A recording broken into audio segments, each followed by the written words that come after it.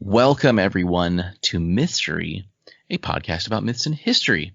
I am one of your hosts, Bryent, here with my permanent guest, as always, Cammy.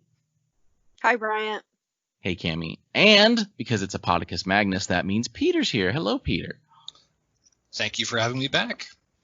Thank you for coming back. Yes, please, yes. Or thank you. I mean, wait, what? Sorry, I lost my train of thought there. I don't know why I said please. Everyone, Mythstorie is a podcast about myths and history. Every week, we try and grab a fun and engaging myth or legend or story or something, try and give you that story, and then talk about some of the behind-the-scenes stuff around it. And today, we've got a unique episode because we're doing something from that is sourced from the community, from our friends and family and listeners.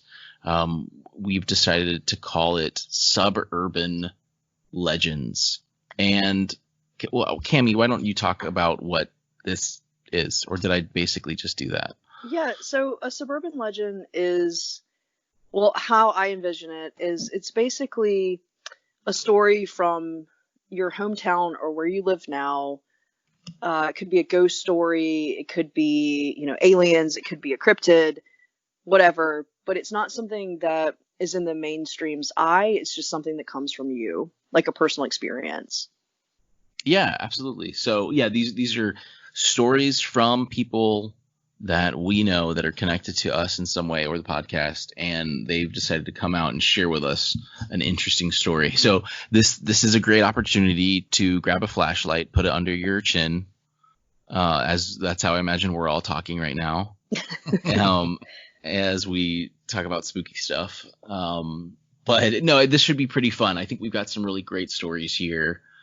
And this should really work out. And I think we're planning on making this a semi-recurring sort of segment too. So if if you think of something, if you hear these stories and you're like, oh my gosh, that reminds me when, please type something up, send it to us, and we will. It doesn't have to be long, and it doesn't have to be perfect. Nope. This is this is something new for us, so it's going to be a little different from our normal formula. So if you're new to the podcast, take a look at our other episodes. They play out a little differently, but please do share with us what you got.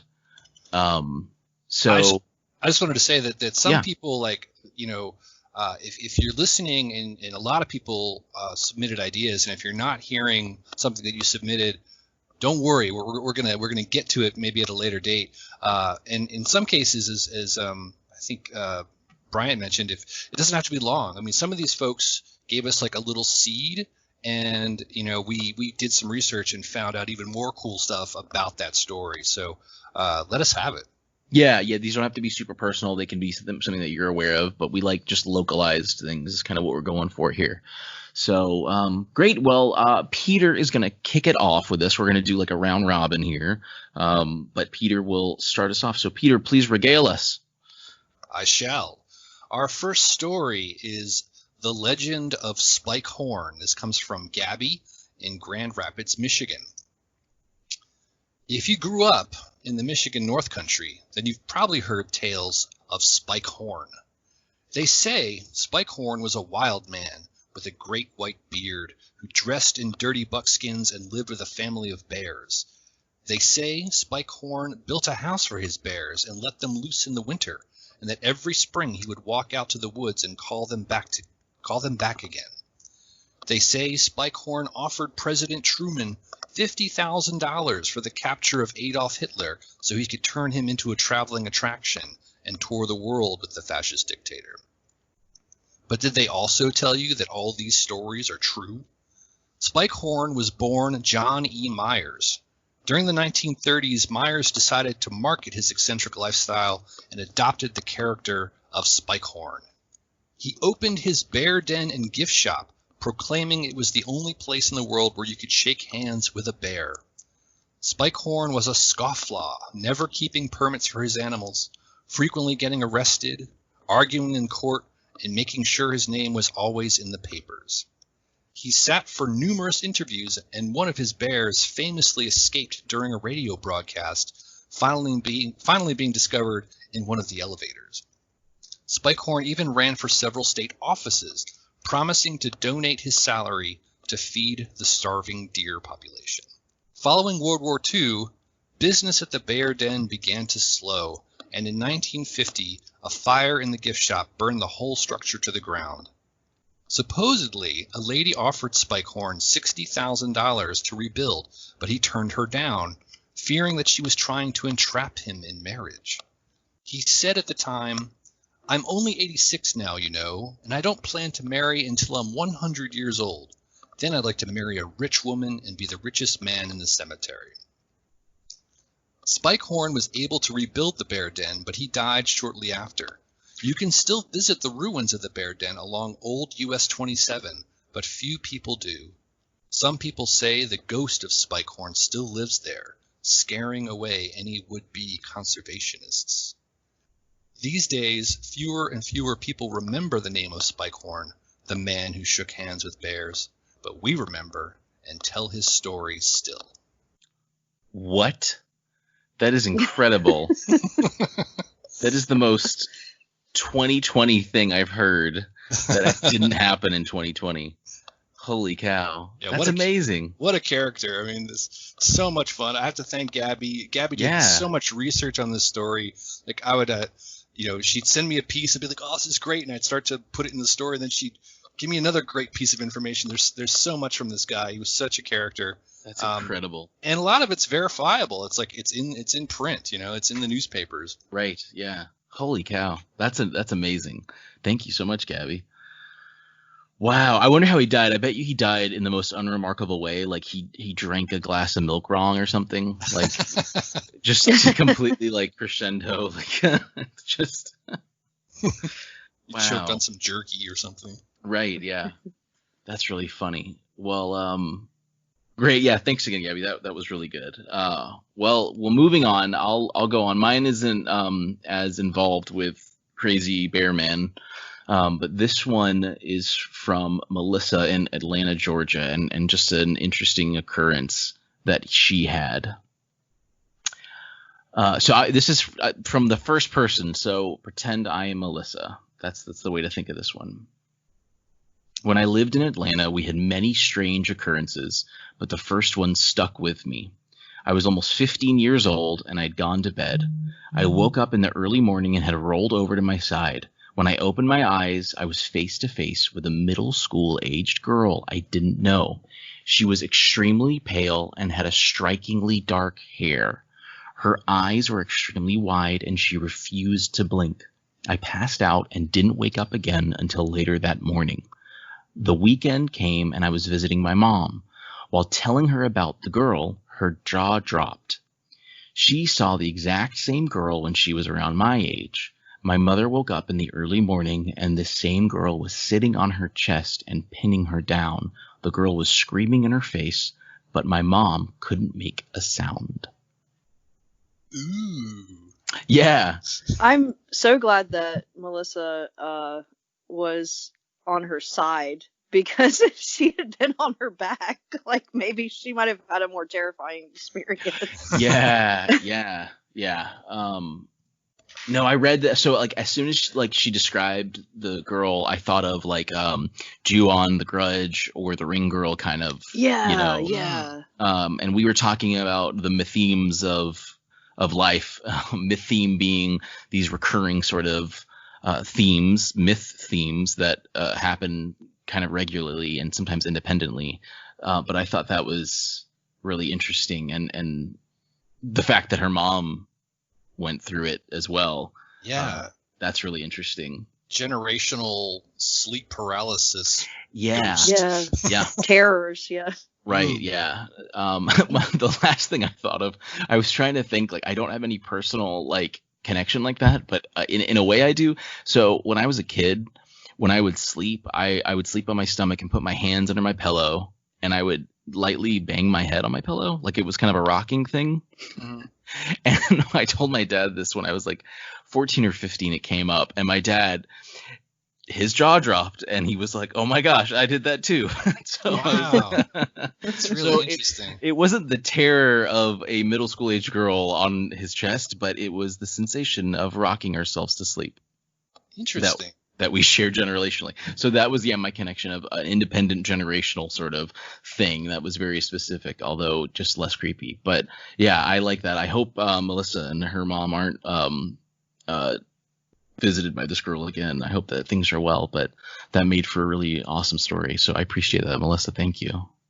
I've often wondered if, like, you know, if a lot of these stories come when we're young, and is it because, you know, we're young and we don't know any better, or is it because that young people are more tuned in to, like, the supernatural, more open and more sensitive to it? Like, when I was a kid, I thought that I could, like, sense if there was a ghost in the room. Like, I just had this, I believed I had this ability. Like, I remember my eyes would tear up. Like, I would walk into a place and be like, there's something going on here.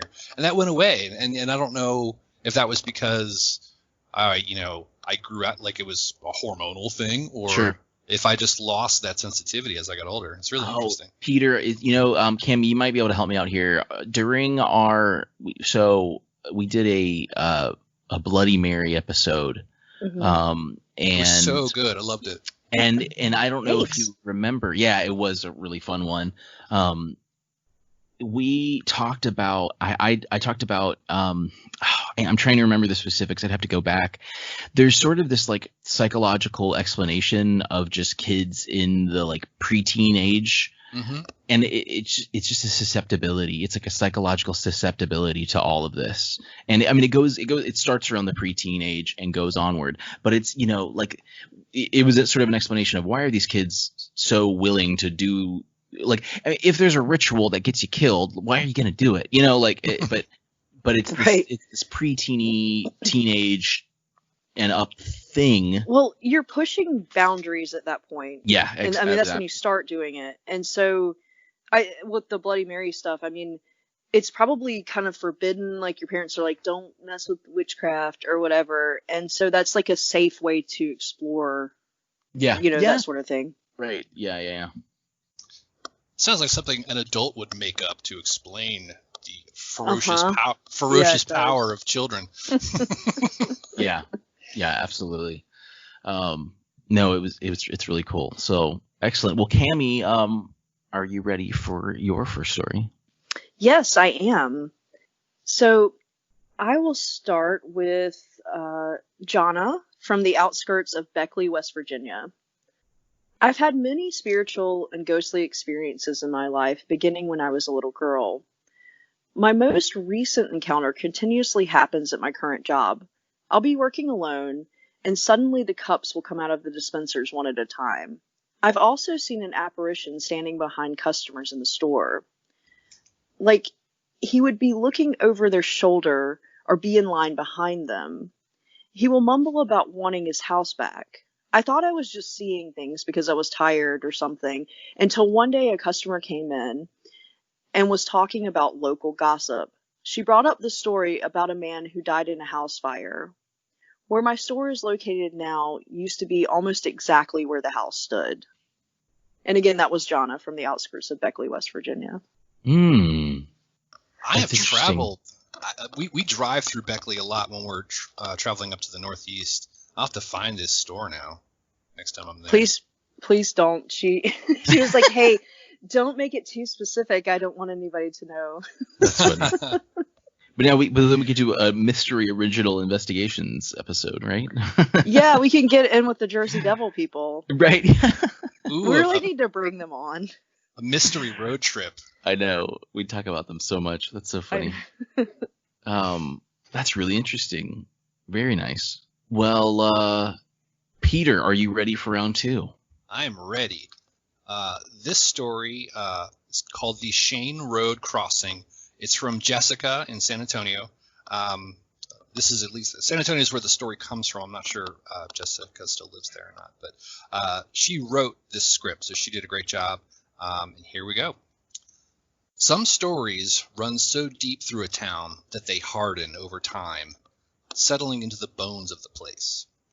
The Shane Road Crossing is infamous in Texas, passed down by fathers over campfires and grandmothers when you act up in the street, especially around railroad crossings.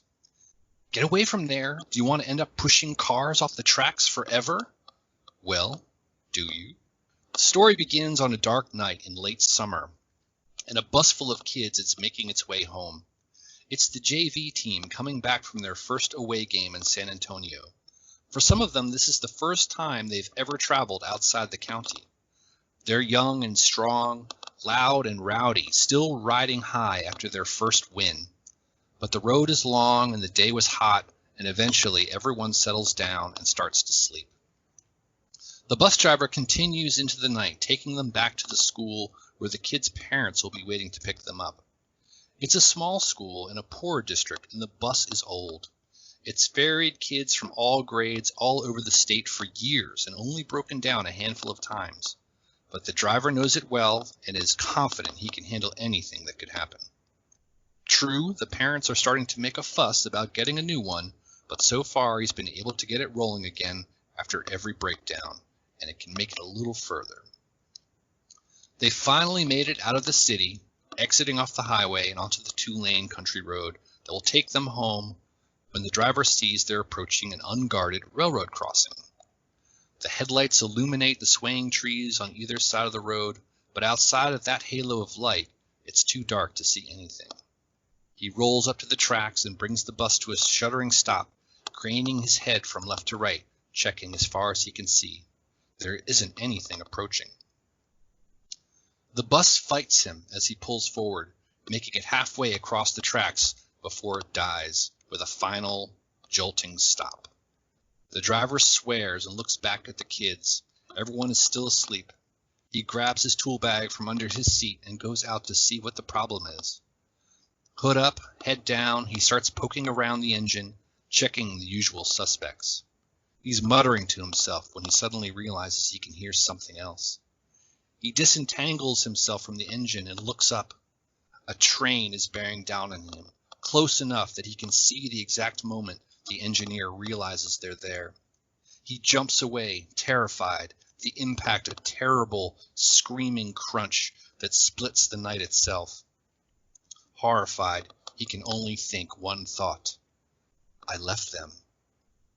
Through the aftermath, as the paramedics checked him and the sheriff asked his questions, and later when their parents cried and the principal raged, he could only think, I left them.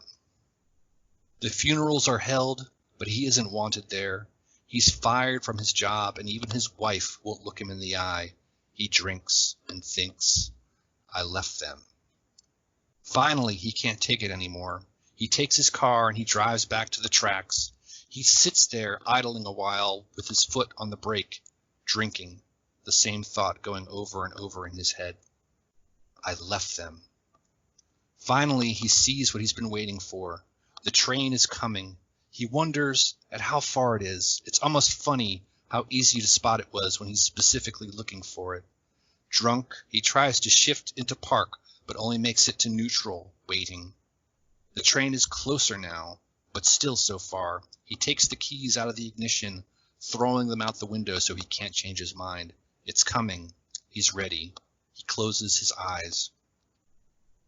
Then opens them again to find himself off the track, the train passing harmlessly behind him. He stumbles out of the car, confused, shaking. He stands next to his car and looks down. The car is dusty after traveling down the back roads it took to get here, and in that dust he sees it. Handprints, a dozen of them, a whole team's worth. Collapsing on the ground, he cries, They forgive me. For years afterward, you could go to the tracks yourself, put your car in neutral, and leave it on or near the tracks, and you could see. The car will move to safety, pushed by invisible hands. If you spread baby powder on your trunk, you can see for yourself. The tracks and road were renovated in 2018, and now it's a guarded crossing with flashing lights and arms that drop down, giving you plenty of forewarning about any trains headed towards the road. Maybe now the team can rest. Whoa. How about that? So I have to. Oh, that's really creepy. I have to just get it out the way. I thought of Death Stranding when I heard about the handprints touching the car. I just have to say that. That's really cool, though. What an interesting story. I love the detail in that is so great. Yeah. And this idea that, like, you know, people in the community would drive out there to try to recreate this scene, I think is really neat. Right. Yeah. No, that sounds like a totally teenager. Let's go throw a bunch of baby powder on our car and go down to the railroad tracks. It's That's like really cool. it's like a Ouija board kind of thing. Like, Yeah. like, who's pushing? Who's doing that? Yeah. No, that's very good. Well, my next one kind of I think has a nice little connection there, so I'll jump into it. This is from Joe in Camden, SC. One day I was coming home from dancing lessons when I was in high school. I took a different route home that day because I had heard the stories of Crybaby Bridge at school. Supposedly, when you cross the bridge, you can hear otherworldly cries. When I turned down the road, there were two lights, something like headlights or two flashlights. The closer I got, I realized the lights did not move. They started to hover higher and higher into the air and then flew into the woods. We drove faster than was probably safe across the wooden bridge and refused to look back the entire way home. So that's Joe's story of noping out of there. I'll put to Cammy supplied me that story that she got from Joe, and I like made some grammatical changes and stuff like that. So I hope I didn't change it too much, but I really like that. And that one was kind of recent-ish too, right? Over the last handful of years. Yeah, so if Joe was in high school, it would have been 20 years ago, though. No, 10 years ago. About 10 years ago. Okay, cool. That's. I wonder if we can go to Crybaby Bridge then. I think we should. I think it still exists, but I'm not positive you can drive over it. Well, you wouldn't want to. All the crybabies. No. We'll have to walk over it. Right. Yeah. Oh, that's even creepier. And feel it. Yeah. Well, so when the word otherworldly cries, when I was typing that, transcribing that, I put in parentheses Anun from our Welsh mythology, which is Anun. We just did the episode on the main show, and it's like basically the Welsh or Celtic like otherworld, and it's kind of said that you get there through like a gateway.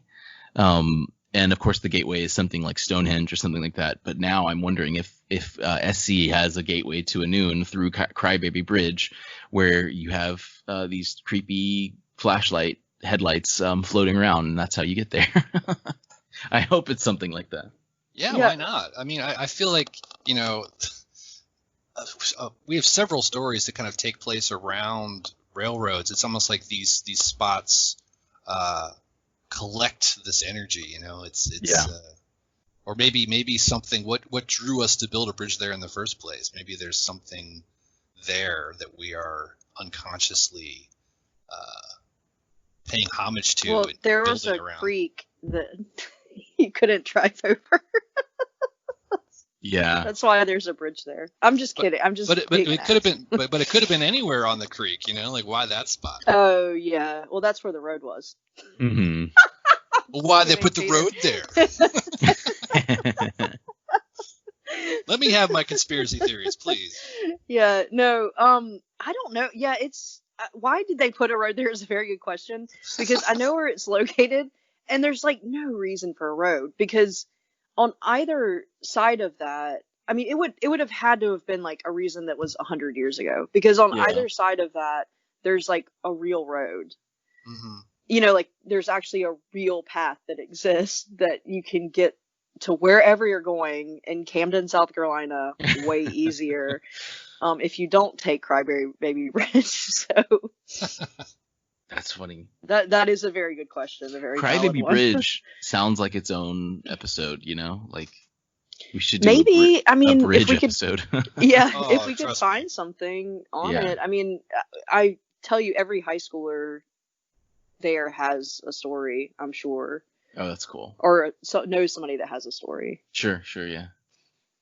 So here's a question. I mean, did Joe provide any detail? Like, is is Crybaby Bridge, do people like actively go out there and hang out and try to get scared? Do people go out there and make out and stuff? It seems like these stories coincide with some of these locations, you know? I don't know that anybody would want to hang around. It's a really spooky, and like if you got murdered there, nobody would find your body kind of place. So I don't think people would just be out there like making out. I think it's where you drive over it to scare your girlfriend so she'll make out with you later. Like that's the kind of bridge it is. That's the kind of place it is. Yeah, you should. That's funny. Awesome. Well, Cammy, I think it's your turn for the end of round 2. Yes. So this is from Rachel in West Columbia, South Carolina. I was playing with a Ouija board at my mom's old house in Columbia, South Carolina. My friends and I didn't think anything of it because it didn't seem to work at the time. Then about 3 weeks later, 2 different friends stayed at my house overnight. We were playing hide and seek, and one of my friends decided to hide in the closet.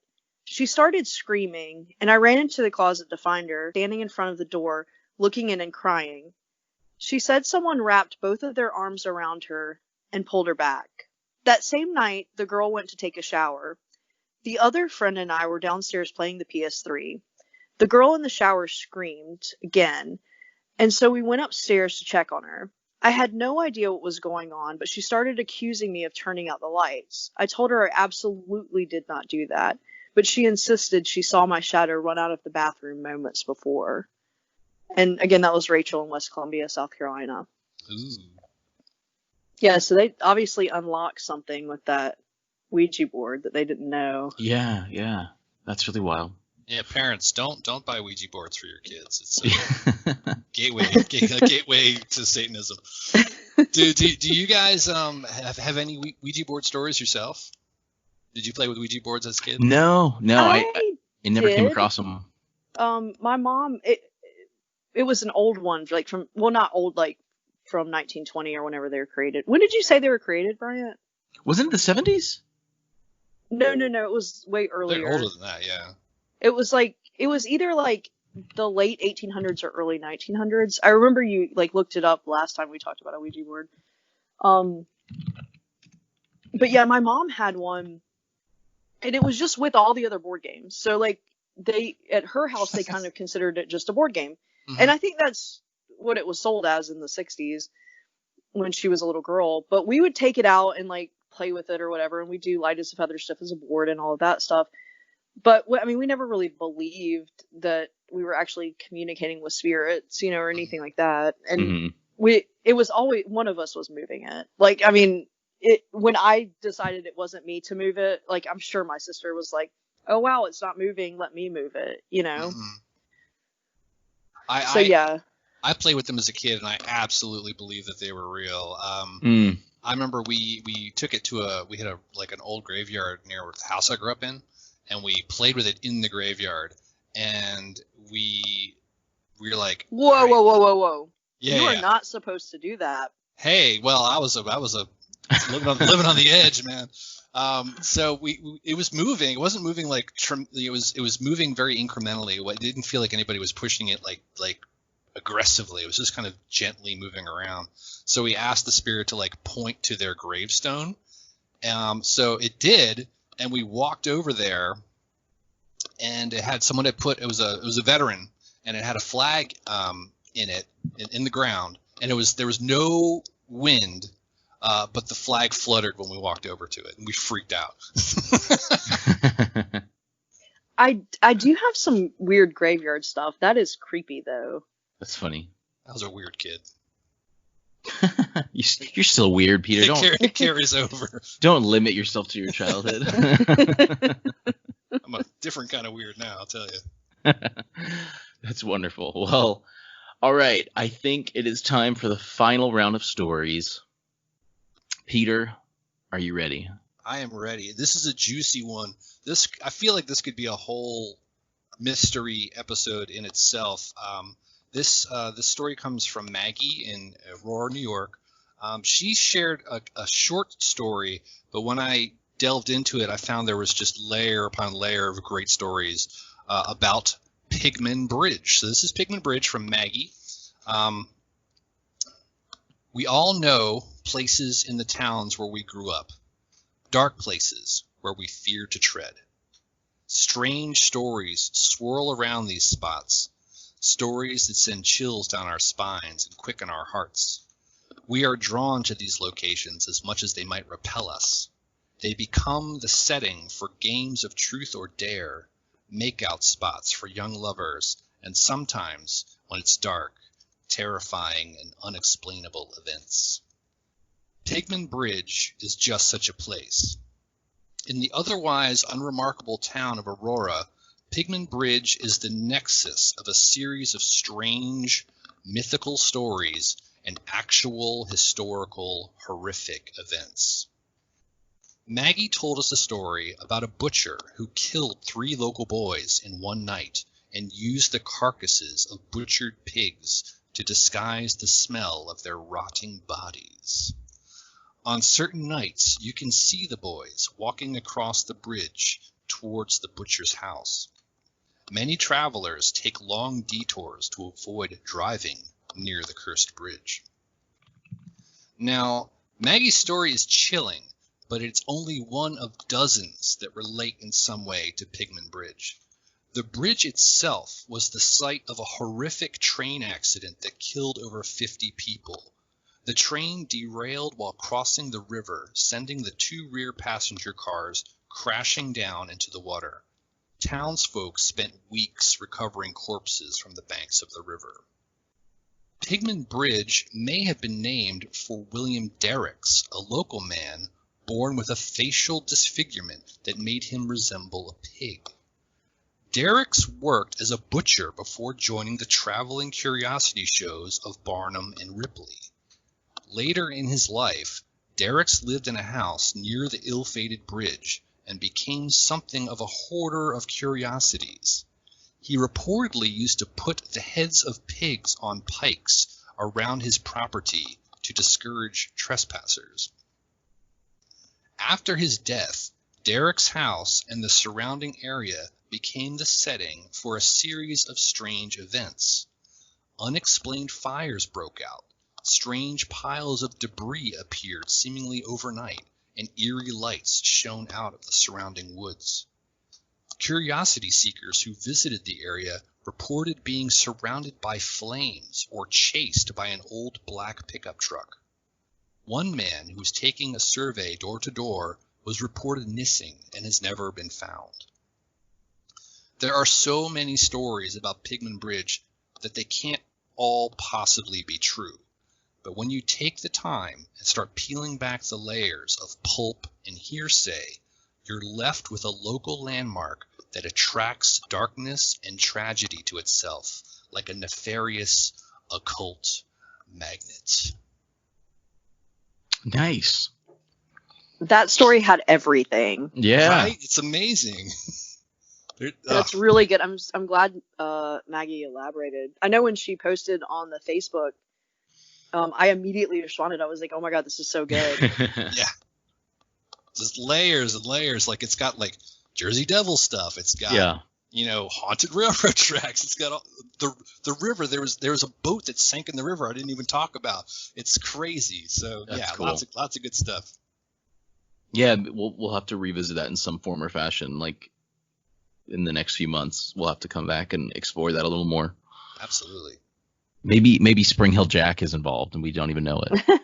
Yeah, the flames I thought was the surrounded by flame. That's something that comes up again and again in these people. Like they've got recorded stories of people who have spoken to the newspapers and the police about these weird encounters in that area. That's great. Well, I've got a nice little one here from Jessica in Stanton, California. This one's a really good one here. So we moved into the 200-year-old house when I was 5. We lived there until I was 13 years of living there. I saw 3 figures. The first one was on our very first day there. I excitedly ran into my new bedroom to jump on my bed and caught myself before falling on a slender woman with very short cropped hair sleeping on my bed. She woke up as I almost smashed into her, eyes wide open in sudden fear as she put her arms up to block my fall, and then she disappeared. I ran out of the room afraid, but didn't mention what I had seen to anyone. Fast forward 4 years. It's a humid, hot Sunday, Tennessee morning. We didn't have air conditioning, and it was still too hot to sleep. I remember it was a Sunday because my dad was gone to his Sunday job and had taken my brother with him. My sister and mom were still asleep. I went to our living room where there was more airflow and laid on our love seat.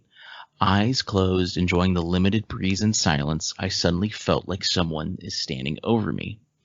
I open my eyes and look up to see a very pale young boy with dark circles under his eyes looking at me. He was angry. He looked at me with pure hate, and then he spat on me. I was in shock and remembered feeling my forehead to feel fresh spit. Although, hey, it was hot, maybe it was sweat. He disappeared as well. I did tell my parents about this because his energy toward me was scary. A few months after the incident, the elderly woman who grew up here visited to have a last look and walk around the house that she grew up in. My parents somehow found a way to bring up the ghost story. The woman mentioned her brother was 9 when he passed away in the house from pneumonia. From that moment on, he made his presence known most nights. Everyone would see him in the corner of their eyes in our hallway. He'd move little things, and I'd tell him I know it's him, and to stop, it was annoying. We learned to coexist with him, and I think he got over the anger he originally felt. He didn't scare us. But something dark did live in that house. I saw it once, and I won't sleep in a dark room alone even to this day. My sister and I shared a bedroom. It was a long rectangular room. Our twin beds were on each side. One night at bedtime, it was dark in the room, but with enough light from the moon that you can see shadows and outlines.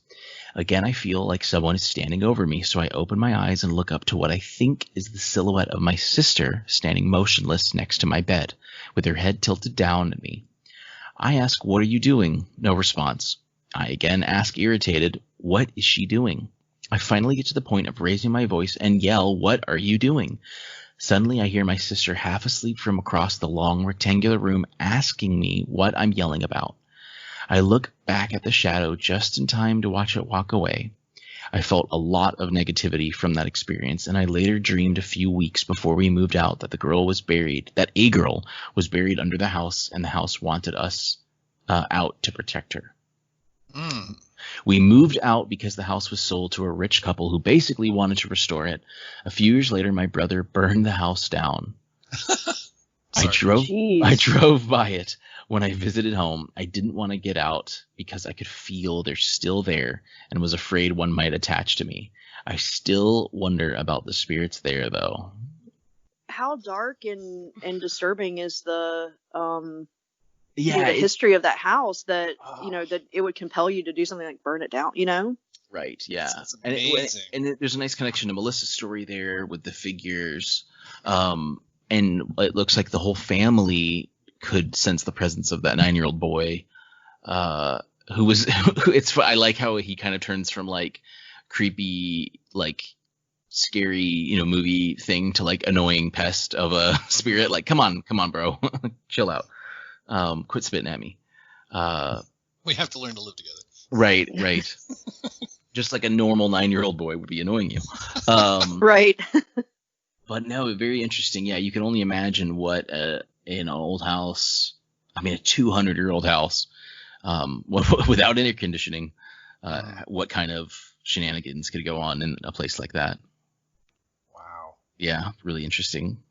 Do either of you have any, did you live in any old houses or have any weird things happen in your homes growing up? I lived in a very old house when I was younger, and I don't know how old it really was, but it was a cottage from a hotel that was in some way destroyed. But the hotel was very old, and the house, I don't know. My mother claims a lot of weird occurrences.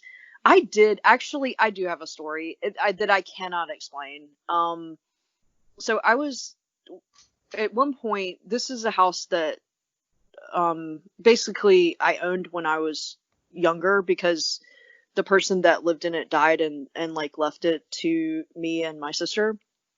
And so we lived there for a period of time. And like again, so we had lived there when I was little. We moved out with my parents as we were little kids. And then when we were older, the person that lived there died and left it to us. So my sister, it was me, my sister, and then another girl who worked with us. And we were all going to watch like scary stories, right? Or scary movies. And I think we had like maybe one of the Scream movies or something not too scary. And we all decide that we want pizza. Well, all the pizza places that delivered were closed, and there was one all-night grocer that was open, and that's the only place that was open. And they were like, "Hey, I'm gonna go get pizza," and I was like, "Cool, I'll just stay here and finish the movie or whatever, and you guys do that," because I just did not feel like going with them. Well, I kept hearing this noise coming from the other room, and there was nobody else there. I mean, it was just me. And I was like, oh my God, is somebody trying to break in? And so I go into the room where I'm hearing the noise, and there's nobody in there. And I'm like, well, that's weird. And then, so I go to call my sister because this was at the time of cell phones. And I pick up the phone in the house, and it says no line. And I'm like, what the hell? Did somebody cut the line? And so then I hear a sneeze from the other room, like a legitimate sneeze, like somebody is sneezing. And I'm like, oh my God, what is going on? And so, I go back in the other room, and the phone is off the hook. It was like one of those old phones that you would have to like put back on the hook, but we had used the phone earlier not that phone, the digital phone we had used earlier that day. So I know for a fact that it wasn't off the hook at that point. And no one had really been in that room. We kind of avoided that room because it was creepy. Mm-hmm. And so I go to hang up that phone and then get the line on the other one. And I call my sister, and then I start hearing like other noise, like banging and stuff again. And I was like, I've got to get out of this house. So I just like I sat by the mailbox in the house until my sister got back.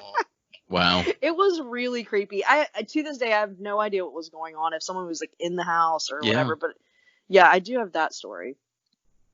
That's really cool. I had a house growing up, and when we bought it, we bought it from an old couple. I don't know if they died or if they went to like a retirement community or something, but they lived there for a long time. We knew their last names. And I had a room in the basement. We had like refinished part of the basement, and that was where I slept because I was the most favorite child, so they made me sleep in the basement. And one day I was poking around, and on top of a heating duct that was up in the ceiling, I found an old wallet, and it had identification in it, and it was not the guy who lived in the house. So in my mind, I concocted this thing that this guy had like a secret life and another identity, and that he hid his wallet from this other identity in the basement, and when he'd moved away, he'd forgotten it. It's probably total BS, but I like to think really about this cool. guy. Did it have any money in it? No, but I wish I hung on to it because it had like, it had his ID, it had like, like membership cards and stuff. No money though, unfortunately. Oh my God, Peter, what if that was like somebody had like murdered him or something, and that was the evidence, and you just didn't hang on to it? Cammy, you got that My Favorite Murder thought going on there. you're straight to it. Well, I did not. Guilty. I did not use my childhood powers of sensing spirits. I never sensed spirits in the house I grew up in. But that was kind of an interesting discovery. Yeah. No, that's really cool. All right. Well, I've got well, Bryant, you went last, right? yes. Like you already went, right? Yep. Yeah. That was. Okay, so I've got yes. This is the end. This is The last story. I was Okay. penultimate. You are ultimate. Okay. This is from Savannah, who lives in Savannah, Georgia. So back in the late 90s, early 2000s, witchcraft and the paranormal were making a comeback. Every 12-year-old girl was raised on light as a feather, stiff as a board, and had picked out a favorite femme fatale in the 1996 cult classic The Craft, as well as a set of 3 freckles that were clumsily in the shape of a triangle, which obviously signified their membership in the occult. The world was my oyster, and I had a spell for just about anything, even to increase the speed of dial-up. High from watching Alyssa Milano's abs for 44 minutes a week, my sister and I brought a Ouija board from Spencer's, and were convinced that we too would have a book of shadows in no time. Do you promise you're not going to move it? Because if you do, then we're not really going to know if it works. I pinky swear. My tiny sister, 2 years my sophomore, promised. Ouija, what are our names? Slowly the pointer slid across the board to our initials like magic. What is the name of our dogs? Slowly the pointer slid across the board to the initials of our dogs. Clearly this board was efficient. It didn't waste time with all the extra letters and names. I was absolutely convinced, shaken to my core. I told everyone I possibly could, my friends, my mom, my dad, my teachers. I had spoken to the other side, and the other side knew that my Cocker Spaniel's name started with an L. I even went so far as to make paper Ouija boards in school and ask it questions about who liked who in the 7th grade. But what was more interesting was that I wasn't just speaking to some random ghost on the other side. No, I was speaking to a boy named Ouija, a popular name for male Plutonians. You see, Ouija lived on the inside of Pluto and was happy to speak to some girls, some Earth girls, through a very scientific method they have in Pluto.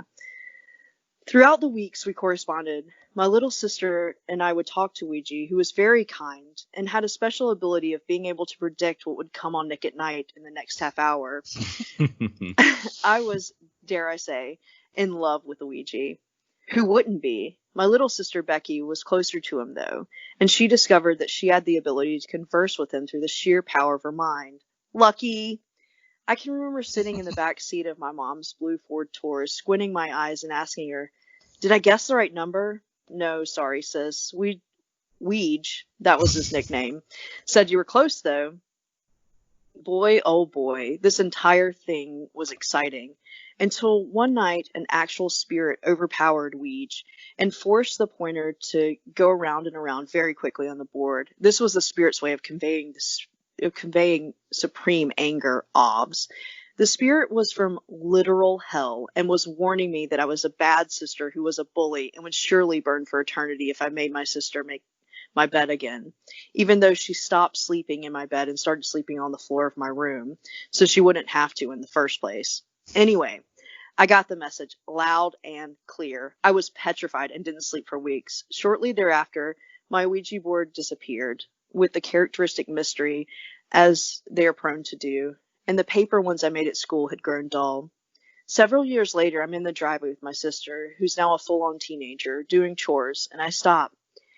"Hey, Beck, remember a Ouija?" She started to laugh so hard spit was dripping from her mouth. That was me. I was sincerely shocked. As she convulsed, I stood there motionless. Running through my head were all the many concrete proofs of Ouija's presence. Our initials, my dog's initials, his ability to know that Bewitched was coming on. How could this be? Our connection was so real. I mean, did I really spend weeks flirting with my own little sister? That's so good. Oh, I love it. Let's just get it straight. I think the saddest part of the story is the fact that Pluto is not a planet anymore, right? That's really. Well, I think it's a planet now again. I think the Is saddest it? part of the story Yeah. is that Ouija is on Pluto, waiting to hear back from his friends from Savannah. It's like, what happened? Why'd you guys? We were great pen pals. That's really good. What a great way to end it on. That was perfect. Nice job. Yeah, that's great. Did you guys ever see the Ouija movie Was that ever good? A couple years ago, do you remember this? No. Did you know about it? No, I didn't. They don't make movies like they used to, like in the No, movies. I'm sure it's terrible. It's a horror film. It's called Ouija, and it's a horror film, or it claims to be one. And I'm just curious if anyone had seen that, because I literally have no interaction with Ouija boards. It's really interesting. Well, yeah, I think that does it, right? I just want to thank everyone again who submitted stories and Yeah.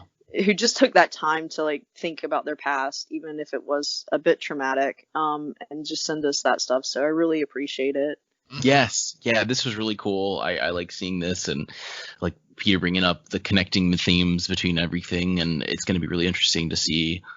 Maybe in the future we can help some kid do his dissertation on mythemes, from local myths and personal myths. Who knows?